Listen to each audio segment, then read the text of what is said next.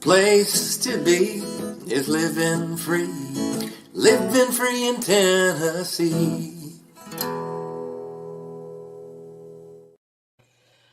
Welcome to Living Free in Tennessee, where we talk about building the life you choose on your terms. Today is Monday, March 24th, 2025, and this is episode 1020 of Living Free in Tennessee. And today I started thinking about episode 20 because we're at 1020, and when I was at episode 20, it was not even in my mind that we'd be here this long. So that's kind of cool. Anyway, today is a Monday show, and we're going to talk about the word of the year, and more specifically, my word of the year, which is hone. It's enrich. I don't know why I said hone. Anyway, it was hone last year. This year, it's enrich. Big lessons so far in 2025 for me. And also, we'll cover the usual Monday segments, Tales from the Prepper Pantry, a frugality tip from Margot, and Operation Independence. It looks like we did not get a shopping report from Joe this week. Probably means that they did not go shopping this week, because now that Joe's retired, he doesn't go shopping every week. So we'll hear from him soon, I'm sure.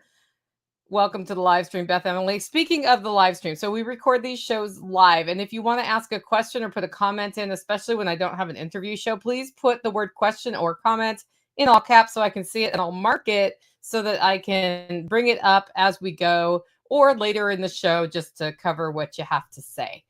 Okay, let's move on to the featured event of today's show, which is the Living Free in Tennessee GSD. That's GSD for Get Shit Done weekend here at the Holler Homestead. It is Saturday and Sunday. We start 9 a.m. Saturday and 3 p.m. Sunday, and people can come one day only, a few days only, or you can come and camp overnight.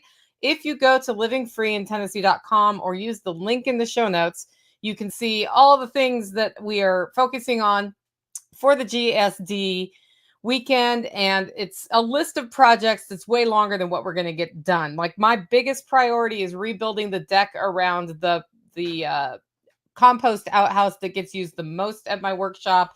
And Ken Esch was here, and I was like, I might want you to maybe advise on that to, while you're here, because I want to make sure I have all the supplies on hand. I think that Nighthawk's also going to be milling one of the trees that's down in my yard. It's a chestnut tree, so I wanted to get that milled as well. So that is what's happening there. And if you want to come and spend the night, just use the form and let me know so I know how much food to cook. I did put the menu up for what I'm cooking. One of the things is meatloaf, so knowing how much meatloaf to cook by, I don't know, about Thursday this week would be super helpful.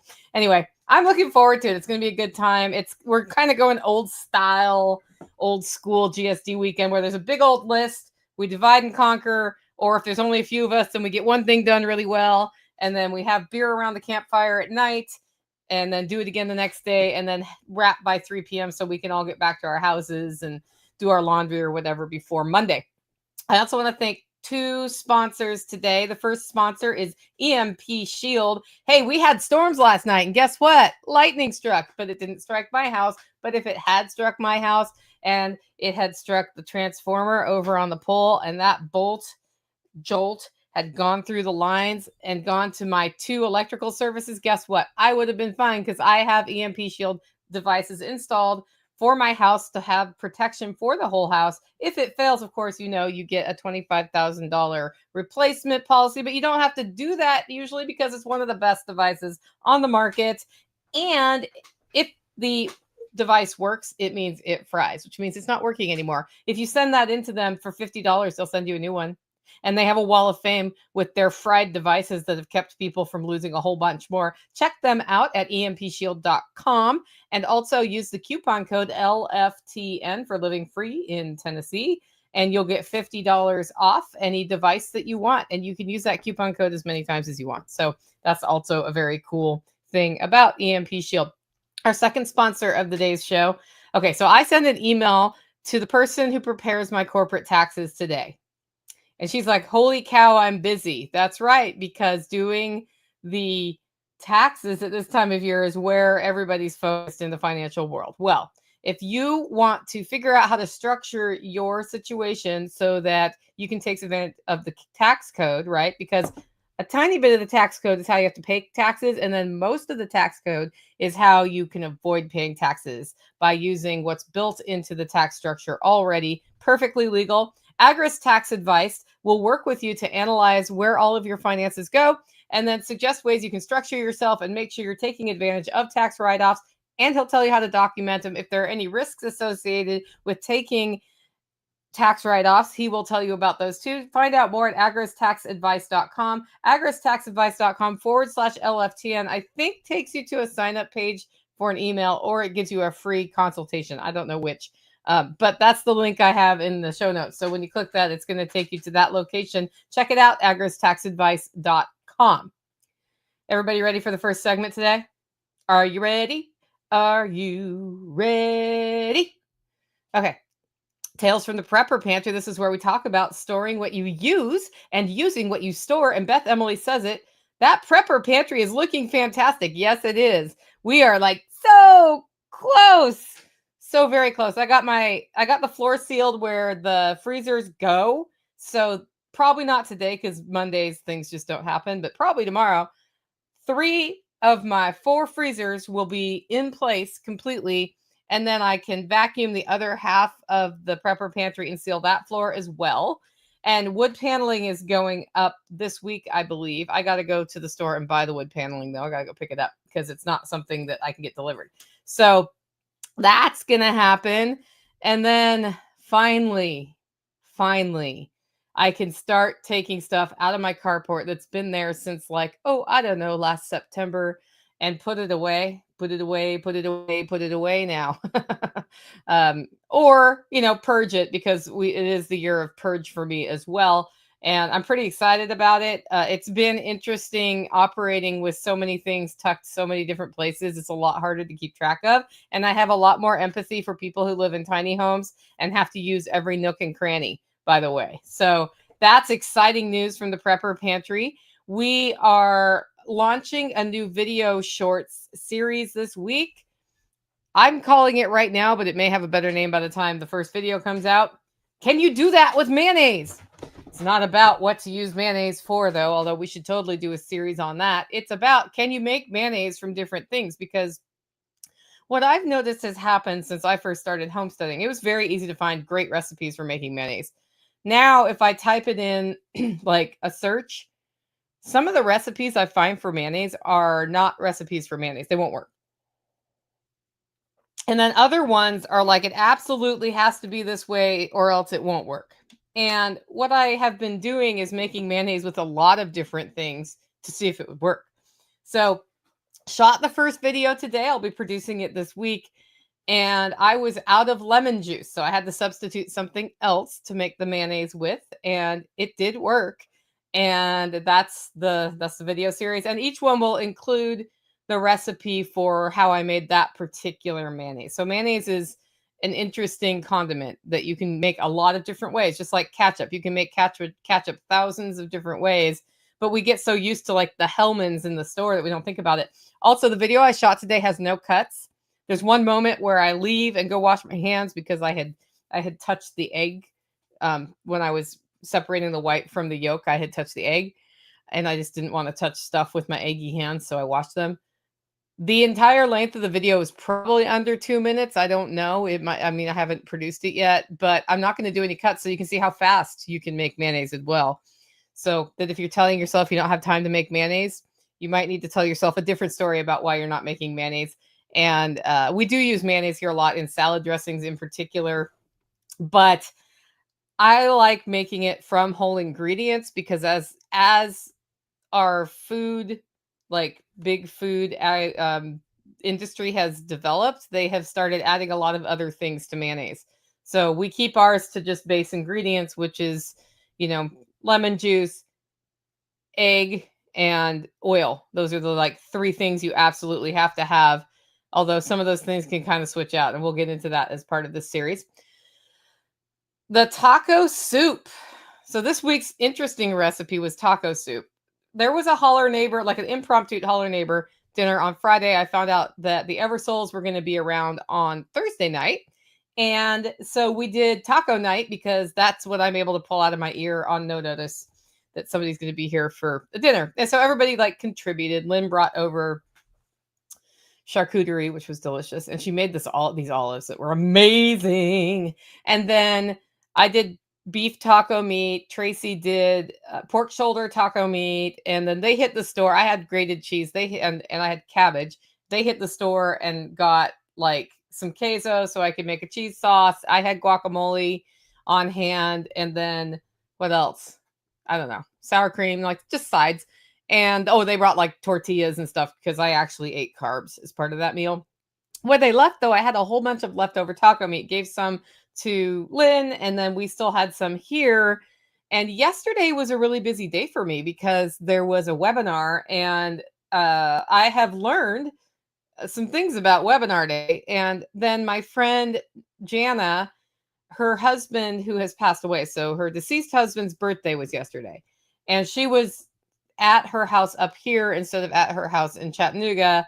And she had sort of an impromptu, it was impromptu weekend, by the way, an impromptu potluck / bonfire to just celebrate Matt and have a gathering with friends. And so I wanted to go over to that too. And I went over there, and she had made her potluck thing was taco soup. And I was like, well, that's really interesting. And she's like, yeah, I just had all this canned food that I mixed together and made taco soup and put taco seasonings in. And it had like, some chicken, some taco seasoned chicken and beans and corn and, tomatoes and whatever that she found. And I didn't eat it, of course, because I'm allergic to beans. But it looked really good. And I was like, I had no idea what to do for dinner tonight. I'm going to be getting home from this at like 6:30, and then I'm going to start cooking, which is later than we usually eat. But I have leftover taco meat to use up. I have leftover queso, like the cheese sauce. I made the queso into cheese sauce, so I have leftover cheese sauce to use up. I have there was a salsa incident, so I had a half a jar of salsa to use up, and I'll tell you why in a minute. And then I also had a commercial can of like chicken corn chowder, and I keep 2 cans of commercially canned soup on hand in case I get sick. It's my illness backup plan. But the last time I had changed those out was 2021, and they expired in 2022. So I have been building those into meals, and then I need to get 2 more cans for my sick shelf, basically. The reason I do that, guys, is that if I'm really sick and can't move, somebody can come and take one of those jars or cans, put it in a bowl, go down to the camper, pop it in the microwave and heat it up, or put it on the stove and heat it up. And I don't have to worry about telling them to boil it for 5 minutes. So it's a very easy, like, I need food, I can't move, or I don't want to move, please help me, or I'm going to do it and I'm not going to move very much, and I don't have to sit there and wait for 5 minutes, which when you're sick seems like 5 hours. And then it's sustenance. And a can of food like that when I have the flu or something will last like 2 or 3 days, because it's not like you're eating a lot in that situation anyway. But you're like, I have to have calories, and you're like, okay, I got 25 calories, cool. Anyway, I put that all into a pot. I had a green pepper and some onions, and I sauteed those up, put it in the pot, stirred it up. It was delicious. That's what we had for dinner last night. Tactical ate, like, there was enough. If it made enough to serve about 6 people, and I had 1 serving, he ate the other 5 servings. Like, I went to put the leftovers away, and I was like, well, you were hungry. He was like, yeah, I was really hungry. That was really good. So, don't be afraid to try stuff like that. It seems like a bunch of disjointed ingredients, but it turned into taco soup, and taco soup is delicious. And if you are a corn chip eating type, you could put, like corn chips sprinkled over the top for crunchies or whatever. Now, the reason I had a half jar of salsa is I've been storing pantry items on this shelf that's between like over my door and the ceiling in my living room, and actually the whole house. And it's a great storage area, except for there's a couple places where a nail is sticking up, where the person who built the house had strung like Christmas lights up there that he had on a light switch, which are disconnected. And some of those, like, they're big lights. So some of those, they're not like the big lights, but they're like bigger than the tiny lights. So they're somewhere in between those 2 sizes. And some of them were stapled so well, I've never like really gotten up there with a grinder to grind the or a Dremel tool to cut off the staple or the nail that's sticking up. And so sometimes the jars end up sitting on top of one of those light bulbs and I don't notice it and they're tilty. Well, I was like up there poking around to get olives to take to my friend's potluck because yesterday was not a day where I was cooking new things. And I totally bumped a jar of salsa and it fell from the ceiling and kind of like bumped the door. I have a door sitting there that I need to paint the other side of before I put an indoor door before I hang it in the bathroom. And then right onto my concrete floor. And I'm up on a step stool and I'm in no shoes. And I'm like, dang it, I have like salsa all over the door, salsa all over me, salsa all over the floor, and broken glass and no shoes on. And I was like, okay, where can I step that doesn't have glass? Like went and got shoes, went and like started cleaning it up and I like carefully picked up the jar and it had not broken at all. What had happened is the lid came off when it hit the door and then salsa went everywhere. So I had a half jar of salsa to use up and that's why it went in the soup. Anyway, our next segment is frugality. Is a frugality tip from Margot. And this is what Margot says. Do you frequently cut the sleeves off of t-shirts? I do because someone I live with only wears sleeves to work. I use the sleeves for rags and plant ties.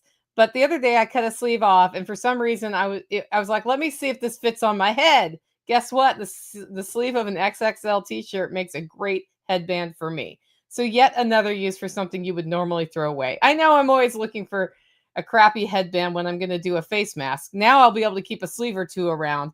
Happy saving, y'all. Yeah, that's a great way to repurpose something you're getting rid of. Like the reason you would cut sleeves off a t-shirt is t-shirts are really cheap and you want a tank top, for example, or somebody's t-shirts are wearing out and they have holes right here where you lean up against the kitchen counter doing dishes or whatever, but sleeves are useful. So that's a great tip from Margot. Next up, we have Operation Independence. This is where we talk about building local ongoing revenue to our lives as well as avoiding the need to pay a guy. I'm avoiding the need to pay a guy right now because my tomato seedlings are doing great. As long as I don't go out of town and they don't get watered, which totally could happen. I have more tomatoes than I'll need. They look great. I might be able to sell a few of them or I'll give them to other homesteaders who need tomatoes. I think Michelle may need some this year. But at this point, I'm not buying any plants this year because I've done all of my seedlings the right way, except sweet peppers. So like if I could trade the tomatoes for sweet peppers from somebody, I might do that. And then I've done everything exactly right for my garden this year. And I'm super happy about that. I also scored $150 on Friday because the people who picked up my totaled Chevy Tahoe skeleton, which did not have like an engine or a transmission anymore, or wheels for that matter, they left behind the hood for some reason. And so I put it up for $150 and it was gone in an instant. So, you know, that was kind of cool. Purging is also enriching, as the case may be. And my word of the year is enrich. So I enriched my supplies budget, but with $150 by selling a piece of metal that was in my yard that I was going to have to drive to the scrapper myself. So always be looking for those opportunities, guys. That one was really easy.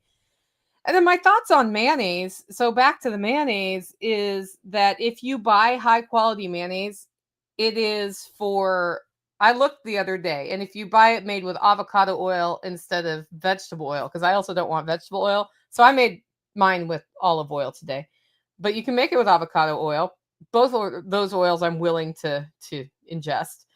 At the store for a pint, which is not even a quart. And by the way, Hellman's isn't a quart anymore either because shrinkflation, but a pint of avocado based mayonnaise, which doesn't have a lot of extra preservatives, $16. $16. So every time I make mayonnaise from 2 eggs in my house that we've grown and 1 cup of whatever oil I have and 2 teaspoons of lemon juice concentrate, I'm totally coming out ahead. And it's so fast and easy. Like, you know, I know that a thing of of mayonnaise, like a big Hellman's is like, it's only $4 or whatever, but $16? Holy cannoli. Only don't use canola. That's all I'm saying. $8 for 12 ounces of avocado oil mayo here. Exactly. A pint is 16 ounces. So it's It's something, like you can't do everything. And I stopped making mayonnaise for almost 6 years because it took too much time. And then I figured out a way to make it take less time and be easier to clean up. Yep. And that easier to clean up thing was important for me because what was happening is I didn't want to have to clean my blender or my food mixer or my food processor. So now I have a super easy method that's way easier.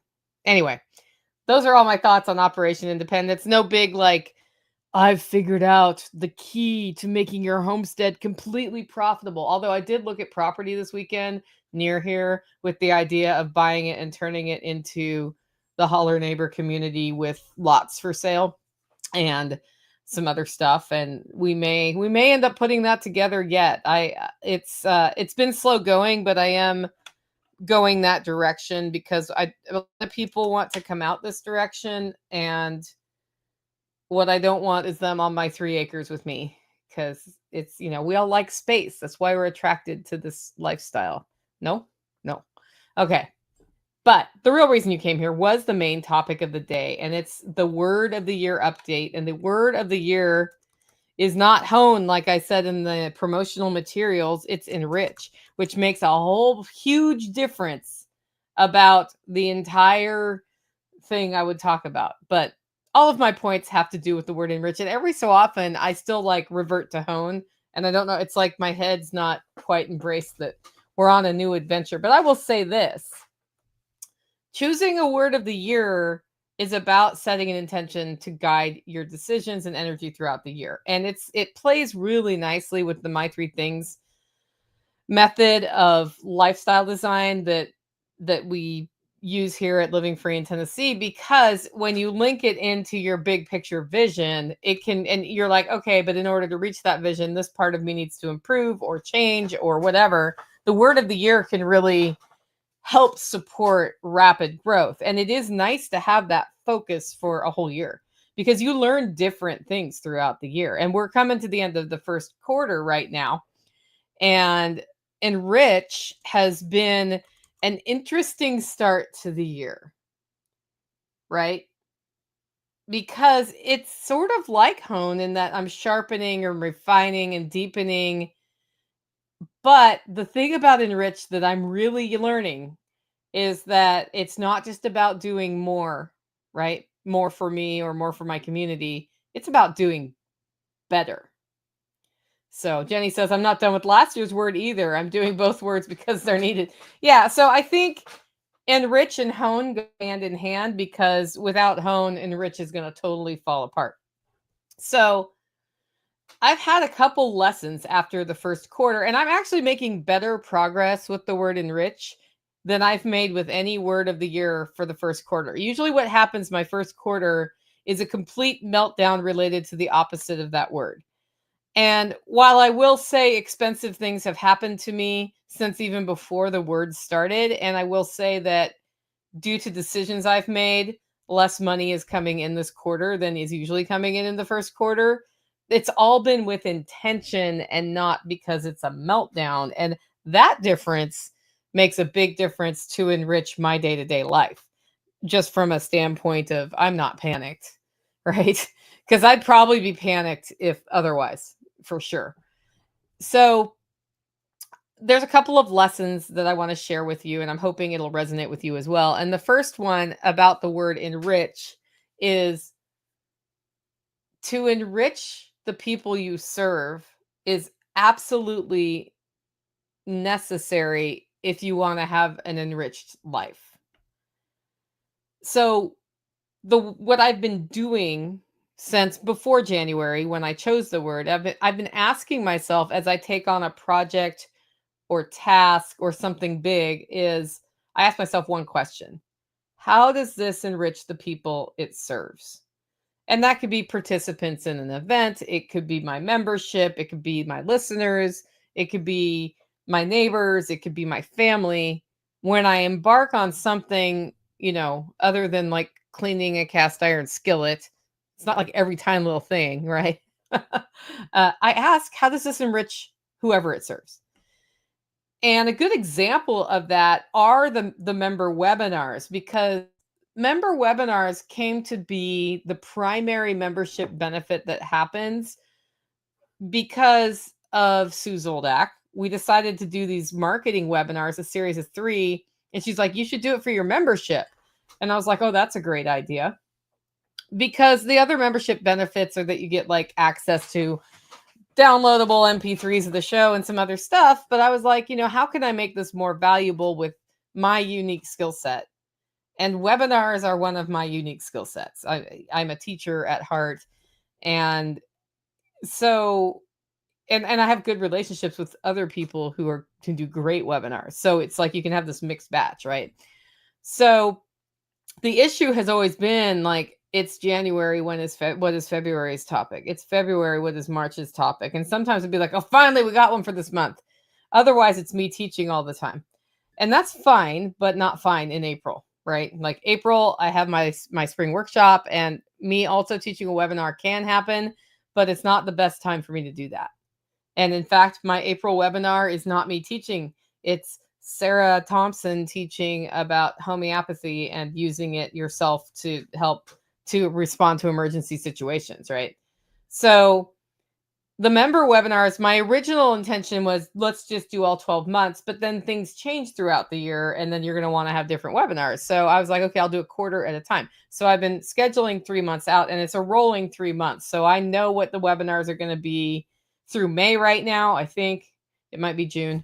I could pull it up real quick and actually look at that. I know what they are. Yeah, so June, I don't know, but July, I do know. So now that March is done, it's time for me to choose and schedule the June webinar. But I know through May, which means when yesterday's webinar is done, I'm already ready to roll out the next webinar. And it's not like, oh, I got to ask Frankie if Frankie can do a presentation on beekeeping, which would be a really good webinar for June, as a matter of fact. Anyway, so this enriches the members because they can know, like I've been sending emails saying that this is the next 3 months every so often. So they know, okay, I have 3 webinars a year. That one looks really good. I'm going to use it for that one. Or if they are a premium member, they're like, sweet, I want to sign up. And it creates consistency, gives me more time to prepare, which means the quality of the webinars have gone up this year by quite a bit. It also, with that in mind and having that foundation done, it lets me respond quickly when things go wrong, because sometimes things go wrong in any project. Like we had a coupon code issue related to the webinar I just did about creating small scale events on your homestead, in that so the members get a coupon code they can use so they don't have to pay for the webinars, right? And some members get 3 a year and some members get unlimited. It just depends on which level you're at. Well, so there's 2 coupon codes and neither one of them was working. And I didn't know it until Friday when Tori tried and it didn't work, or maybe it was Thursday. And I didn't know it was both coupon codes. So I fixed her coupon code. And then another member's like, I'm trying and it's not working. And both of these people know me well enough to just let me know. Thank goodness. So I wonder how many people tried to sign up and it didn't work. So, by the way, if you're that person and you want to see that webinar, the recording's available and your coupon code is actually fixed now. So I was able to, yesterday, when I found out the other coupon code wasn't working right, I was able to quickly dive in, fix it. And that was an hour before the webinar, maybe. It wasn't that long before the webinar. And in former years, I would have been like madly cramming to make sure I was ready to teach. But I was ready to teach. So no problem. But this also enriches me. It creates a better experience for members, which means more people are willing to stay members, like member retention, or more people are willing to try being a member. And it's also led to more one-off sales for people who don't want to be members, but just want to spend $35 on a webinar, right? And be like, I want to learn this. It's also enriched me because I'm not running around panicked about deadlines. I've done a lot less running around panicked about deadlines. It doesn't mean I haven't, like this morning, from when I got up at 6 until 12:30, I was racing to one task after another, until I was ready to do the show. That doesn't mean that doesn't happen. That's just how I work. And then when I'm in a hyper focus mode, like I am every Monday morning, that's what I do, right?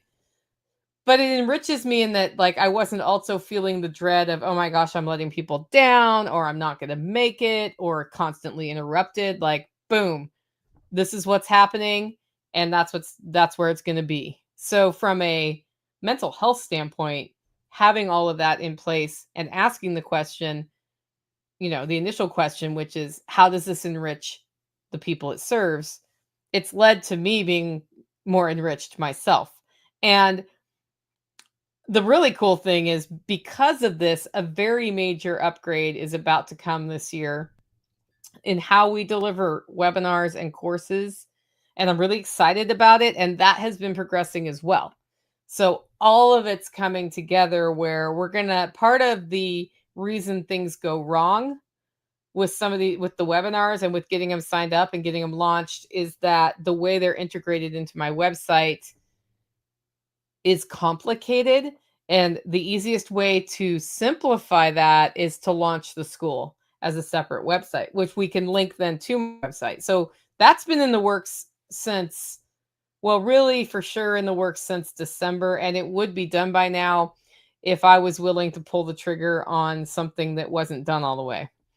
But I'm not. So back to, how does this serve the people? No, how does this enrich the people it serves? It does not enrich anybody if they get there and there's a whole bunch, like, there may be glitches anyway when it launches, but there's a whole bunch of stuff that's like stupid because we didn't take the time to get the words right. So the tech person involved in that has the tech nailed. It's me. I have so much time to write words and instructions and those sorts of things, and I know it. And that's why we won't be seeing that until Q2 for sure. So my second lesson is that purge what doesn't serve. And this is a lesson that I keep coming back to on many different words of the year. Purge what doesn't serve is a big, big deal. It's a bigger deal than you think. So to enrich others and to enrich myself, I've realized I need to purge a lot.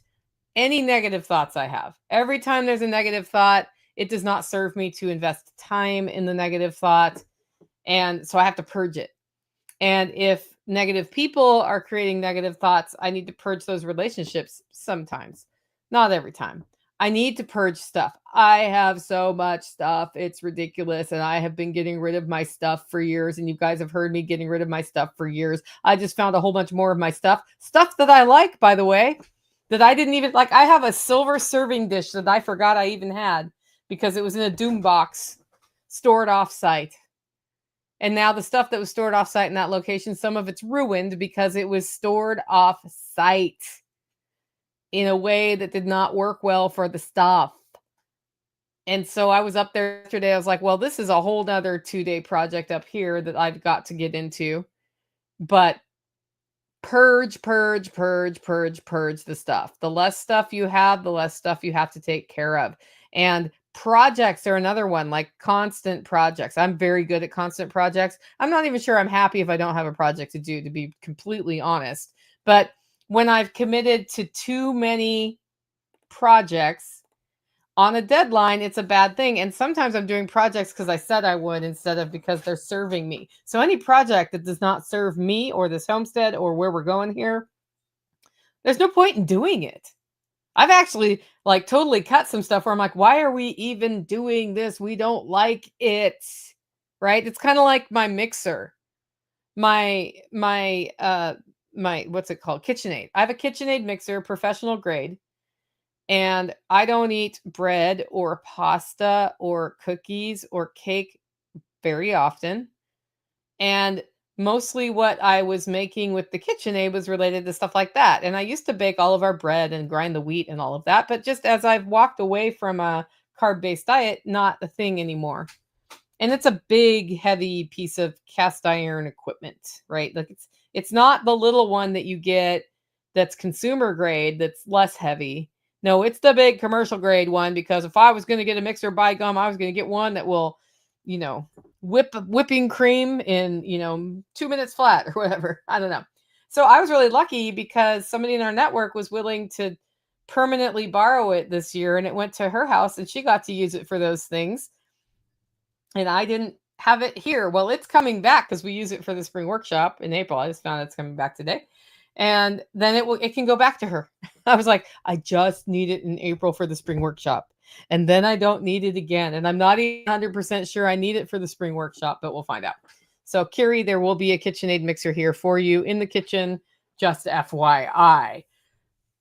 But that's what I mean by purge. Either permanently get rid of it,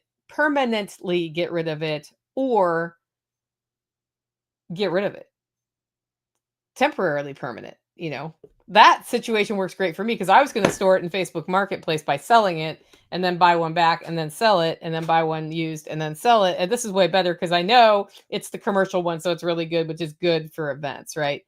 So that purge is huge, and it can be really hard to admit what's not serving you sometimes. And that's where the deep thought goes. Like when I have obligations, they're like all these obligations we take on ourselves, and then some of them don't serve you. And then like, why do you keep doing that? Every time you're doing it, you're sitting there frustrated that you're doing it. You're feeling that frustration. That is the sign you should be asking yourself the question, why am I frustrated? Am I frustrated because this doesn't serve me? Or am I frustrated because the situation's messed up? And a lot of times it's because we have caused a problem of our own making by deciding that this obligation was one that we were going to participate in, right? So Strongest Resources says, my Abundance of Bounds class would make a great webinar. I'll email you about it. Yeah, you should. You absolutely should. So that's the thing. That purge thing, for some of us, it's a lot easier than others. But even my friends who are good at purging material items often keep negative thoughts and negative people and obligations in their lives lots longer than they ever should. And if you think I'm targeting you with this comment, I am. It's all about you. Okay, lesson number 3 is all about slowing my roll. I operate at the speed of light a lot of the time. Now, some people think I'm really slow because I don't start yet on things. But once I start the thing, I operate at the speed of light. But I've realized something, and that is to live an enriched life, I'm needing to slow down and finish things fully one at a time. And for somebody who leans on the ADHD side of life, this is very hard. There is a meme out there of this like picture of a person who looks dead with their eyes bloodshot and they're really big. And it's like me with ADHD waiting for you to finish your sentence politely after I've already grasped the point you're making 10 seconds ago, right? That's how, they got a lot of conversation. If you know, right? So it can serve you so well to tap into the power that is the speed of light and scatter mode when you're an ADHD type person, because that allows you to see a lot of things at one time and how they're related in ways that nobody else can perceive. It's amazing. It's part of how we're able to do 3 weeks of work in 2 hours. It's because we really were working on that in our brain. We just hadn't taken action on it yet. And then when the production time comes, it's like, done. But the downfall of that is when we get it done, it really could use a proofread or one more go through to make sure it's done. But my natural inclination, once I've done that, is to walk away because it's done and go on to the next thing. I'm done with it when I've gone through the hyper focus. So it's out. I don't want to forget it ever existed. But to enrich the people I serve and enrich myself as a result, slowing down and finishing things fully one at a time has made a huge difference. And it's also revealed to me more places I need to say no because there just simply isn't time. Like yesterday's a great example of that, where I had that webinar to do and I had my friend having her event, and it's Sunday, and I usually get coffee roasted on Sunday for Monday shipping. And then I usually do other selfish Sunday things like go for a longer swim or whatever, like get the meals ready for the week, just like pull the meat out of the pantry and all of that. Well, I woke up in the morning. I usually wake up pretty early. And I was like, yeah, webinar day today. I want to do a really good job and blah, blah, blah, blah, blah. And in order to do that, I anticipate it will take me 4 hours of prep time today. And I was not wrong. It took exactly 4 hours of prep time. And that's before I did the webinar, which takes 2 hours, even though it takes an hour and a half, plus the half hour of reminding myself not to be late.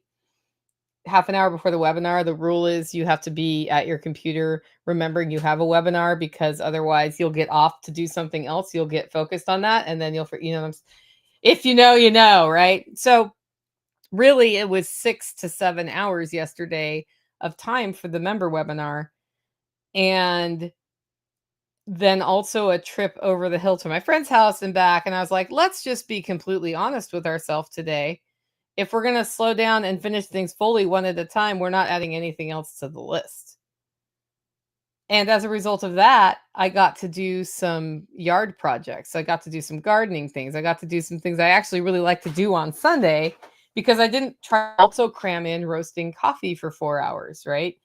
And that's a big lesson, because I'm not panicked about not roasting coffee because orders are going out today, but I'm also not trying to fit it all in anyway and just doing a half-ass job. Because if I'm going to enrich myself and if I'm going to enrich the community, then half-assed doesn't cut it. Like, unless there's an emergency, half-assed doesn't cut it.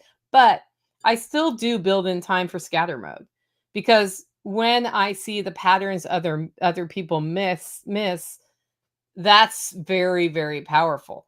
That's actually one of the biggest powers of ADHD, is the pattern recognition. So I'm just balancing more intentionally now, as a result of just focusing in on how I can enrich things around me.